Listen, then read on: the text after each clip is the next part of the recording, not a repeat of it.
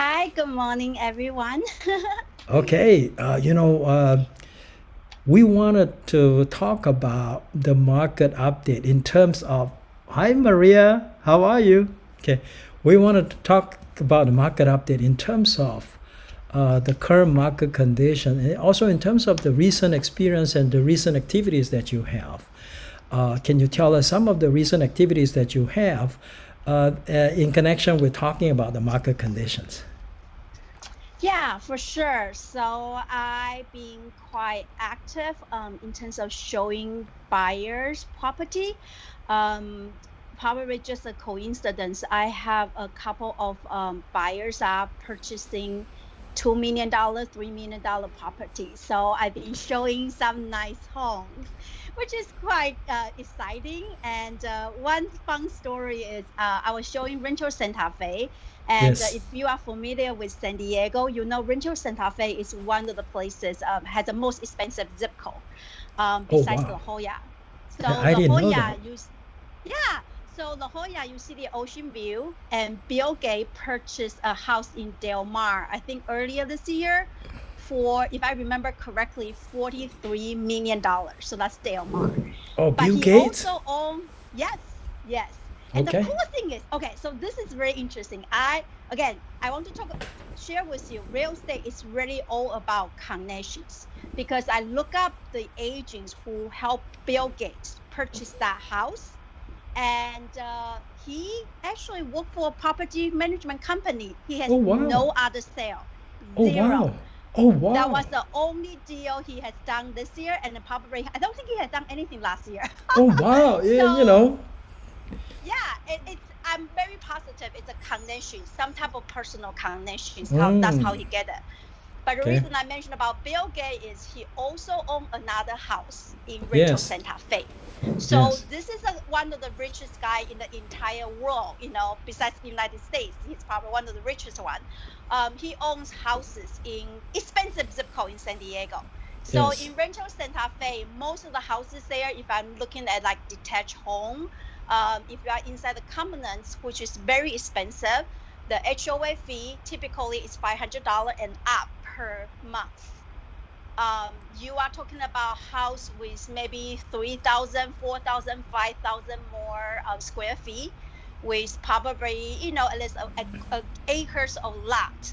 So it's really interesting, see that type of lifestyle. But Yes. anyway, I was showing a property and I walk in and I look at, sometimes they have picture there, and that's another thing, we always recommend seller to do is to remove personal picture, right? But this house has some personal picture, not a lot, just like on small sections. And I was looking at it, and I was looking at the lady in the pictures, and for some reason, I just think I've seen her before, but I couldn't figure out where. Like, for the life of me, I couldn't remember where I have seen her. But anyway, I just kept walking up the stairs, and then in the master bedroom, I see whole collections of award different things. And I'm like, this person is probably connected, but I still didn't really read the whole thing. I was kind of just walking past by it. And then later on, I have a conversation with the agent who was showing the property. And that's another different things about agent showing agent for very expensive property, especially property with sellers still living there. They always have an in-person showing. I cannot go there by myself. There's no lot boxes. The seller's agent need to be there, and they are always there waiting for me. So anyhow, so I have a conversation with the seller's agent, and then he's like, "Oh yeah, this is so and so's house." And I'm like, "Oh my God, that's why I recognize her." She was a news anchor for San Diego, one of the Oh. TV. Oh, She wow. has since retired, but I remember seeing her like multiple times. Even though I don't watch TV anymore, I see. I just remember seeing her face. She has a very unique facial structures. Let me ask She's you very this. pretty. In that Yes. zip code, what's the average home price? I would say probably like the spatial area we are looking at, probably 2 million. That's Rancho Santa Fe, is that right? Yeah, but obviously Rancho Santa Fe has some townhouses, smaller home, but the specific area is probably 2 million. Anything less than that is very small, and probably doesn't have a lot of yard. Yeah. So the home that Bill Gates bought, how long was it on the market for before it got sold? The one in Del Mar, I think it was not for that long, because that house is very unique, and that's why I always recommend it to my seller. When you buy something really expensive, you need to have some unique feature. Otherwise, you're gonna have a hard time selling it. So the house Bill Gates bought, personally, what I think is unique about it has 2 lots.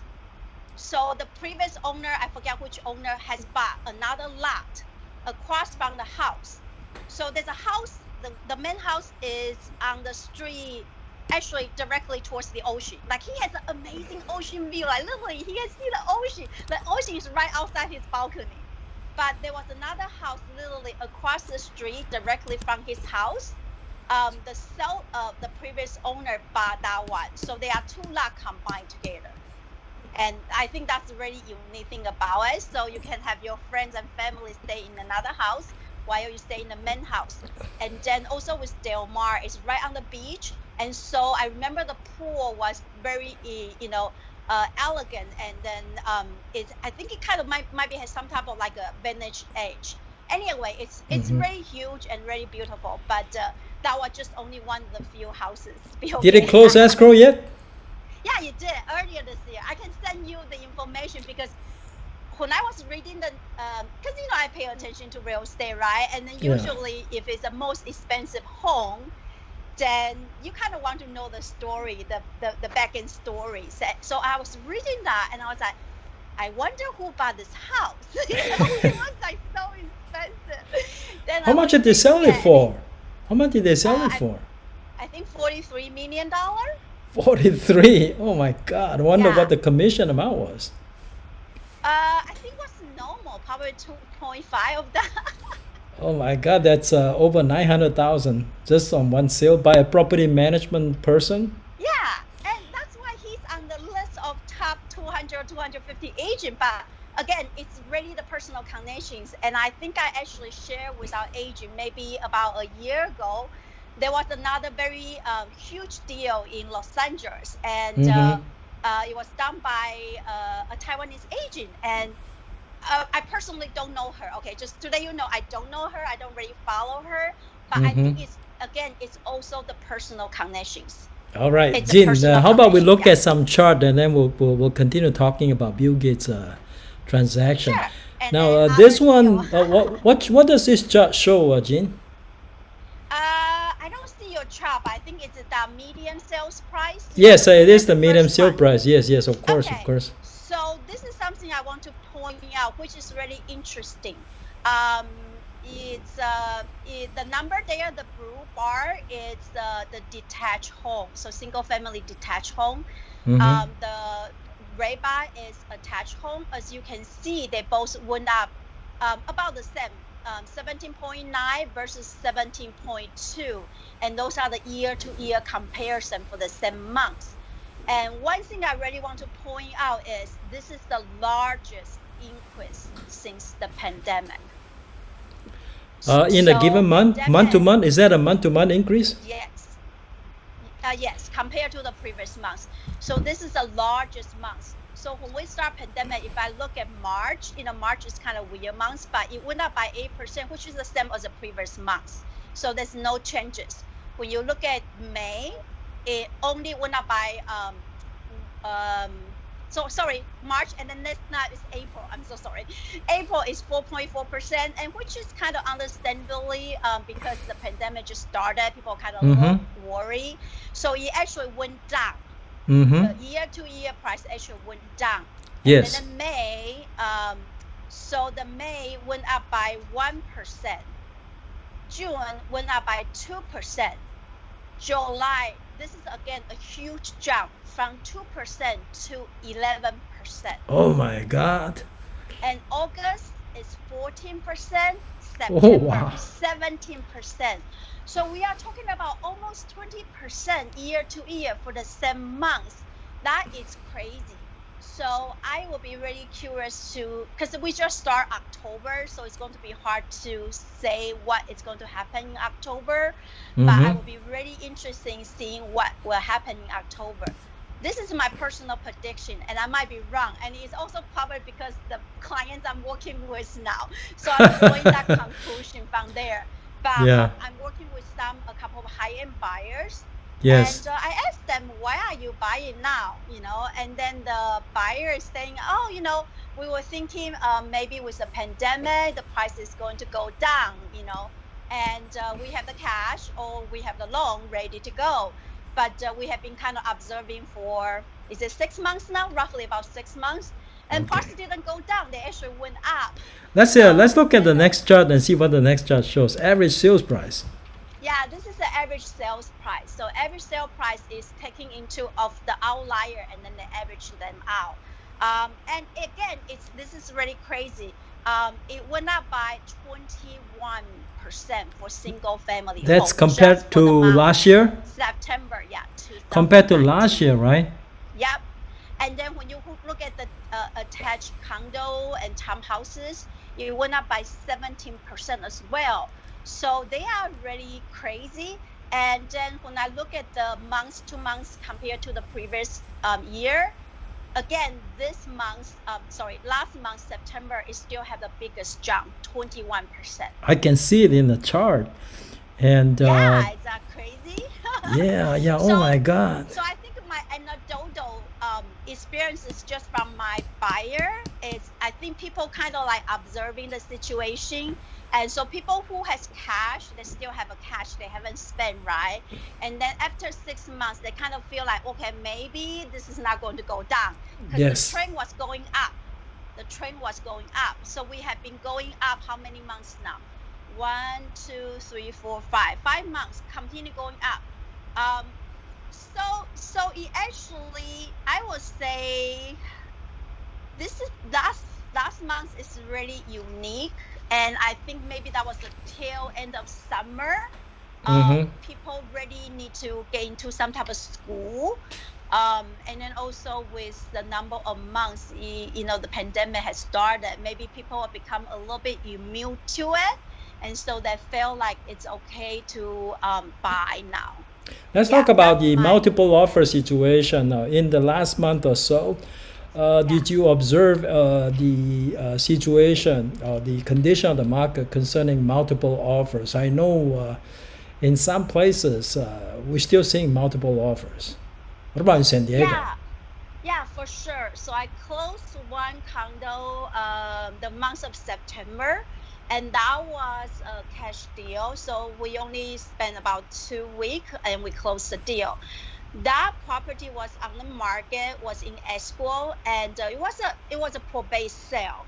And with probate sale, that's another tip for our agents. Basically, you cannot use residential purchase agreement. There's a special purchase agreement just for probate sale. Anyway, on that special agreement, I think there was kind of like an outclass, which is different than RPA. So the seller's agent, I kind of got pretty comfortable with the sales agent, and then so after we were almost, I think we were closing, so I asked him about, because I actually just ran into him by accident at the property, so I got to chat with him, and then he said, yeah, the previous buyer used that to get out the contract, and that he said that only applied to the probate sale. So and then he pretty much just told me there were multiple offers. And then for the first round, the second round, when you went back to the market, because the previous buyer already did the appraisal, so I believe the property was list a range price. From this price to that price, I think was 400 to maybe 425. In in San Diego, they do allow you to have a range for the listing price. I'm not so sure about CRMLS. CRMLS may not allow you a range. San Diego is a unique one. Correct. I think it's one of the very few places. And my personal opinion is I hate it because the buyers obviously are looking at the low price. They want to buy at the low price. The seller are looking at the high price. They want to sell high.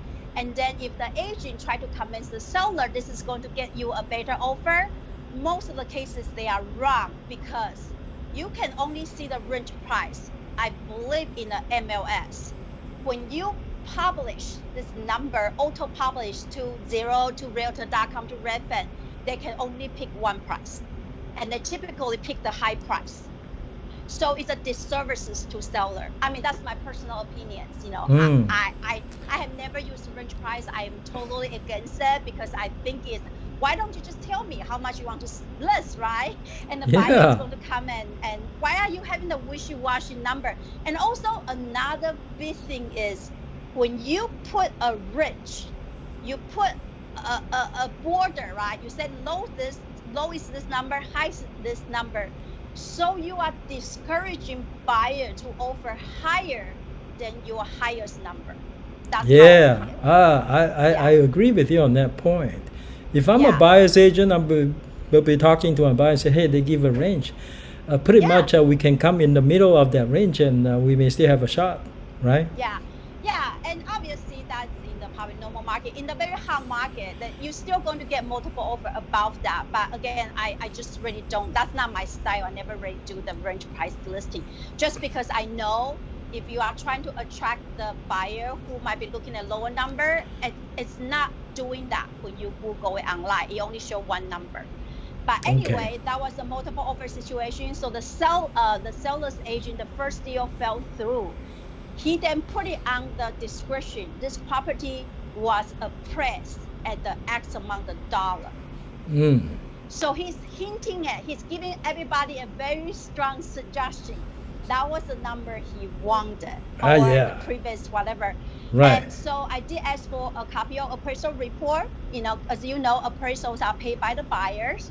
So that's probably less of a bias that way. But anyway, I did ask for a copy. And the seller's agent gave it to me. Keep in mind, sometimes the sales agent don't have access to that appraisal report because the buyer can refuse to give to the seller's agent. That happened to me before too. Okay, in 1 minute, we're gonna end this conversation soon. In 1 minute, give us a summary of the current market condition in San Diego. Just a few sentences. It's probably even crazier than the previous months, and then also last year summer. For some reason, the price are the highest ever for the year-to-year increases. Yes. And then the days on market on the shortest one, and then also the inventory is also on the lowest one. What about sales volume? We didn't talk about sales volume. Did it change much at all, or about the same as last month? Sales volume, let me double check. I think it's about the same or more. Hold on a second. Volume of sales, volume of closed sale in minutes. It actually went up by 17%. Wow. Detached. Did inventory go up at all? Huh? Inventory Went down by 53%. That's why I'm saying. Compared to last year? Compared to last year? All the trends are showing the market is even going more crazy. Crazier because you have less homes for sale. So, it doesn't look like it's going to change anytime soon. I think we can pretty much sustain it till the end of the year. Yeah, I mean, anecdotally, I would say it definitely has more inventory, but I think it's more of the price, the affordability. Yeah, well, like my neighbor's house sold, all the houses I know in my neighborhood sold, and in my neighborhood, we only have roughly about 2 to 3% turnover rate. Yes. But because the market is really crazy and people are trying to cash in, that's why I noticed for certain price point where you have less inventory in the previous year or traditionally, for some reason, they actually have a wave of houses come on the market, but they all got sold. All right. Okay. Thank you so much, Jim, for your valuable contribution to our fellow agents here. Many of them are new agents trying to learn the business, and that came in very, very helpful.